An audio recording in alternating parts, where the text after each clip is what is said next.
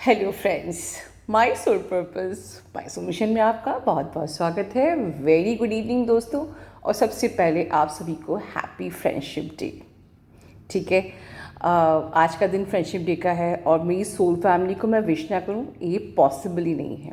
लेकिन हमारी एक सोल सिस्टर है जो आपको आज फ्रेंडशिप डे के दिन कुछ यूनियन की टिप्स देना चाहती है, बिल्कुल line wise line, point wise point.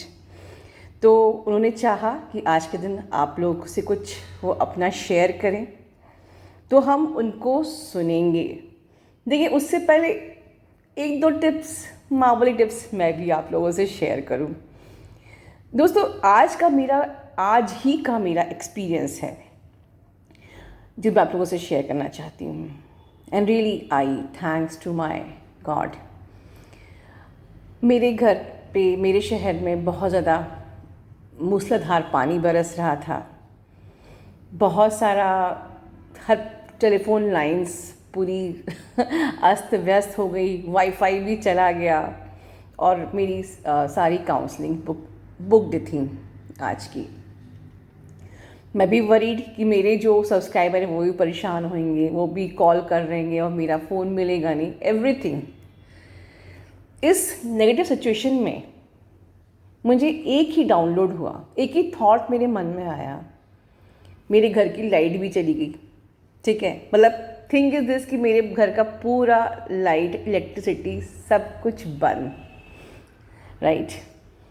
तो मुझे एक ही चीज़, एक ही थॉट मन में आया कि कुछ ऐसे ही है ना, जब लाइट नहीं होती है, नेटवर्क फेलियर हो जाता है, हम लोग कितना अपने आप को निराश महसूस करते हैं, कितना हैंडीकैप महसूस करते हैं कि अरे यार लाइट नहीं है, अच्छा नहीं लग रहा, है ना, और नेटवर्क नहीं है, वाईफाई नहीं है।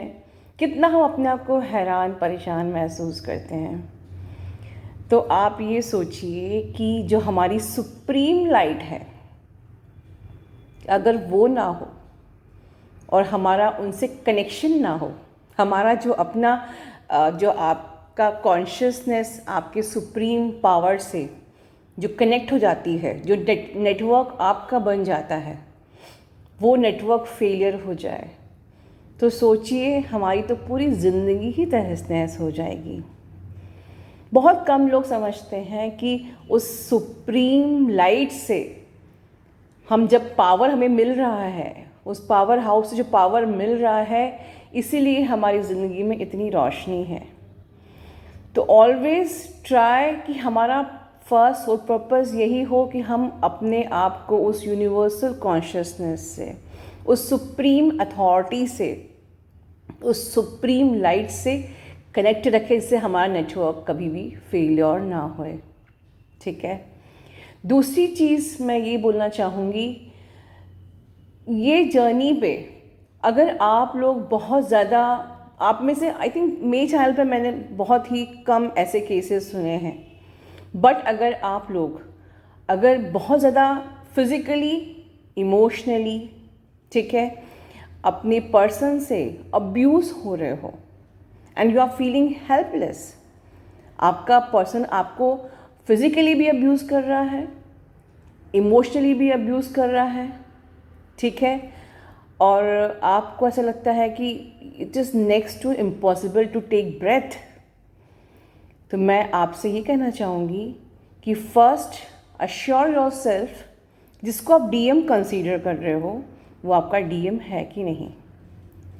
क्योंकि डीएम को बिना ये अश्योर किए ये कहना कि डीएम नार्सिसिस्ट है, डीएम अब्यूज़ करता है, डीएम ऐसा है वैसा है,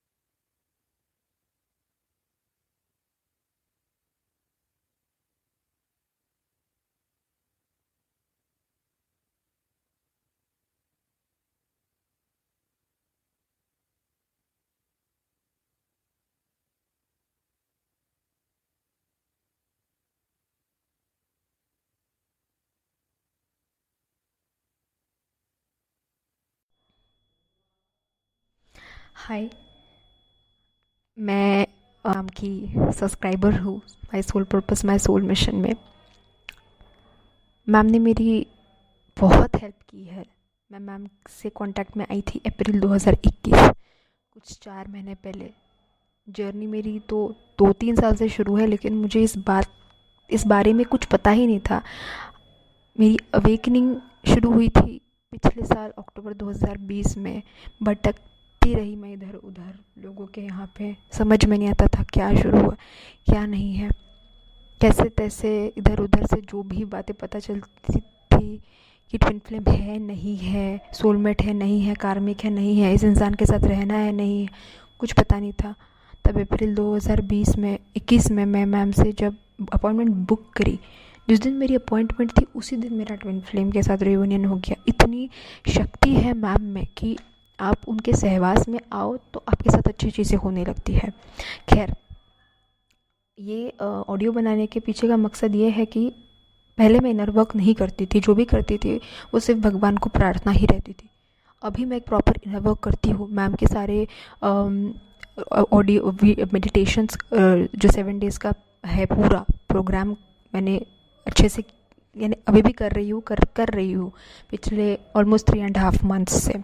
उसमें मरकबा मेडिटेशन बहुत ही अमेजिंग है, क्योंकि वो आपको हर आपकी निगेटिव एनर्जी से बंद करता है, आपके चक्रास को बैलेंस करता है। और सबसे इम्पॉर्टेंट बात यह है कि मरकबा मेडिटेशन करने के बाद से ना मेरे को सेल्फ रियलाइजेशन होने लगा है बहुत सारी चीज़ों का। ये सेल्फ रियलाइजेशंस पहले भी होता था, लेकिन जब आपके लाइफ में गुरु आता है तब आपको ये सेल्फ रियलाइजेशंस आपके ग्रोथ में काम आता है, ठीक है। और अगर हम लोग सेल्फ रियलाइजेशंस खुद करते बैठेंगे तो हमारी पूरी ज़िंदगी निकल जाएगी। तो इसलिए ये जर्नी में मुझे बहुत मदद हुआ है मरकबा मेडिटेशन का, बिकॉज उसकी वजह से मेरी कॉन्शियसनेस बढ़ रही है। और जब आपकी कॉन्शियसनेस बढ़ती है तो आपको आपकी फियर, आपकी ब्लॉकेजेस, आपका ईगो समझ में आने लगता है। और वो जो ईगो जिस फियर को लेके आपको आपके मन में एक स्टोरी बनाता है, वो स्टोरी कट हो जाती है और आप लोग उस चीज़ से मूव ऑन होते हो, आप हील होते हो। आपके लाइफ में जो लोग हैं वो बदलते हैं, या फिर वो लोग ही बदल जाते हैं अंदर से। ये एक बहुत ही सुंदर चीज़ है जो मुझे मरकबा मेडिटेशन के थ्रू मिली है। मैं चाहती हूँ कि अगर आप लोग भी ये करते हो तो आप भी ये रियलाइज़ करो कि सेल्फ एनालिसिस करने की आदत डालो, सेल्फ क्रिटिसिज्म की नहीं। सेकंड पॉइंट मुझे ये बोलना है कि मैम का इनर वर्क करने के बाद मैंने ये चीज़ जानी कि जब भी मैं खुद पे डाउट करती हूँ तभी मैं ये सोच के डाउट को छोड़ देती हूँ कि अगर मैं खुद पे डाउट कर रही हूँ, खुद के रीयूनियन पे डाउट कर रही हूँ, तो मैं ईश्वर पे डाउट कर रही हूँ। बिकॉज ये रिलेशनशिप ईश्वर ने दिया है, ये जर्नी ईश्वर ने दी है, ये रिलेशनशिप के ऊपर वाला स्पिरिचुअल एक जर्नी है। So we don't have to ever doubt on our selves, because उस तरीके से हम ईश्वर पे डाउट करते हैं। क्योंकि ईश्वर बोलता ही यही है कि मुझे तुम कंप्लीटली डिवोशन करो, मुझ पे श्रद्धा रखो, मुझे समर्पित हो जाओ, मैं तुम्हें संभाल लूँगा। और हम यही करने के लिए इस जर्नी में आए हैं, लेकिन हम ये नहीं कर पाते हैं। मैं भी प्रयत्न कर रही हूँ, कंप्लीटली नहीं कर पा रही हूँ, लेकिन मैं पूरी कोशिश करूँगी और एक दिन ज़रूर इस चीज़ तक पहुँचूँगी। तीसरी बात, मुझे आप सबको एक चीज़ बतानी है, क्योंकि मैम ने तो अपनी जर्नी कंप्लीट कर ली है, इसलिए वो कम्प्लीटली अवेक है। लेकिन हम लोग अभी भी निगेटिविटी जब आती है तो हम लोग हताश हो जाते हैं। तो आप लोग, मैं क्या करती हूँ, मैं आपको ये बताती हूँ। मैं सुबह उठ के मैंने अपना एम्स एंड ऑब्जेक्टिव्स लिख के रखा है कि मैंने इस जर्नी को आज तक क्यों किया और क्यों मुझे पीछे नहीं हटना, और क्यों मुझे मेरे एम एंड ऑब्जेक्टिव को रीच करना है, और क्यों मुझे नहीं डिप्रेस होना है, और क्यों मुझे इनर वर्क करना है। अगर आपको आपका एम और ऑब्जेक्टिव पता है तो आप डेफिनेटली कोई निगेटिविटी को खुद पे हावी नहीं होने दोगे। जैसे आपको पता है कि संडे को एग्ज़ाम है तो 7 दिन पढ़ना ही है, बस उसी तरह है कि एग्ज़ाम है, इसे देना ही है। और सेकंड पॉइंट जो मैंने किया है, मैम के कांटेक्ट में आने के बाद जो मैम की वीडियोस है ना, उसके नोट्स बनाना चालू कर दो। जब भी डिप्रेस्ड लगे वो नोट्स पढ़ो, ना कि ईश्वर को साइन मांगो कि आप मुझे रियन का साइन दे दो, आप मुझे ये नंबर दिखा दो। नहीं, ईश्वर आपको साइन दिखाएंगे, लेकिन इसका मतलब है जब आप साइन मानते हो कि आपको विश्वास नहीं है, इसलिए आप बार बार ईश्वर को बोल रहे हो कि मुझे साइन दे दे, साइन दे दे। नहीं, आप उससे अच्छा ये करो, आपके पास पूरा मटेरियल है मैम का, जो वो इतने खुले दिल से आपको दे रही है, कोई नहीं देता है जो मैम कर रहा है। और फोर्थ पॉइंट ये मैंने रियलाइज़ किया है मैम के कांटेक्ट में आने के बाद कि सोल पर्पस कोई बहुत बड़ा नहीं हो सकता, यानी it can be like healing yourself, donating a biscuit to a dog, it can start with any damn thing. जिस एक्ट के अंडर करुणा हो, कंपैशन हो, वो आपका पर्पस बन सकता है।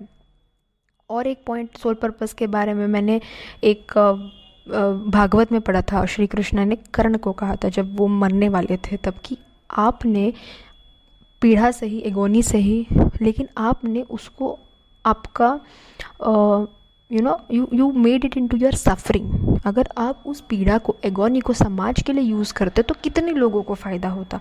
हम भी ट्विन फ्लेम्स कितनी एगोनी से, कितने पीड़ा से जाते हैं। अगर हम उस एक कॉज को लोगों के प्रति यूज़ करने लगे, उनको अवेयर करने लगे, उनको कॉन्शियस करने लगे जिस भी तरीके से, वो तो आपको ही समझेगा कि आप कौन से एगोनी से गए हो और आपको उसको किस तरीके से यूज़ करना है। तो definitely it can also become a very big part of your purpose. और भगवान बहुत खुश होंगे जब मैम, उनको पता था उनका पर्पस क्या है, उन्होंने इतने लोगों को ट्रेन किया, उन्होंने अपनी कॉलिंग को समझा, और हमको भी यही करना है, हमको हमारी कॉलिंग को समझना है। ये हमारा एम एंड ऑब्जेक्टिव में से फर्स्ट पॉइंट होना ही चाहिए। खुद, दूसरा पॉइंट, हमें खुद को हील करना है, तभी हम आगे जाके लोगों को दिशा दिखा सकते हैं, या फिर तभी हम लोग रियूनियन के बारे में सोच सकते हैं। और रियूनियन तो हमारे एम्स एंड ऑब्जेक्टिव्स में होना ही नहीं चाहिए, बिकॉज वो तो ईश्वर खुद ही देंगे हमें। जब उनको समझेगा कि उनके बच्चे इतना मेहनत कर रहे हैं, ईश्वर खुद देगा आके। ईश्वर की टेस्ट है बस ये इतनी सुंदर जर्नी है, लेकिन गुरु के बिना कंप्लीट नहीं होती। और गुरु हमारे सामने है, तो वो जो भी बोलती है ना, वो उनके एक्सपीरियंस से बोलती है।